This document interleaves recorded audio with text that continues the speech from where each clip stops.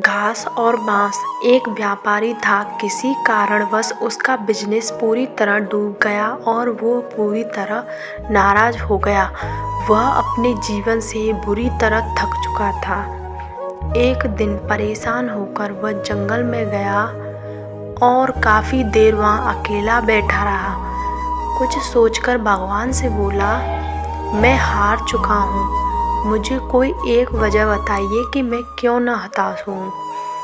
मेरा सब कुछ खत्म हो चुका है। भगवान ने जवाब दिया, तुम जंगल में इस घास और बांस के पेड़ को देखो। जब मैंने घास और बांस इस बीज को लगाया, मैंने दोनों की देखभाल की, बराबर पानी दिया, बराबर प्रकाश दिया। घास बहुत जल्दी बड़ी होने लगी और इसने धरती को हरा भरा कर दिया। लेकिन बांस का बीज बड़ा नहीं हुआ।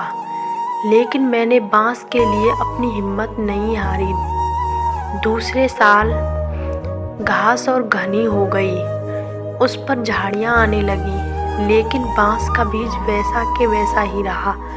लेकिन मैंने फिर भी बांस के बीज के लिए हिम्मत नहीं हारी। तीसरे साल भी बांस के बीज में कोई वृद्धि नहीं हुई, लेकिन मित्र, मैंने फिर भी हिम्मत नहीं हारी। चौथे साल भी कुछ नहीं हुआ, लेकिन मैं लगा रहा। 5 साल बाद उस बांस के बीज से एक छोटा सा पौधा अंकुरित हुआ।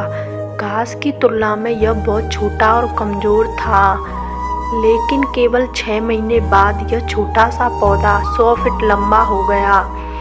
मैंने बांस की जड़ को इतना बड़ा करने के लिए 5 साल का समय लगाया। इन 5 साल में वर्षों में इसकी जड़ इतनी मजबूत हो गई कि 100 फीट ऊंचे बांस को संभाल सके।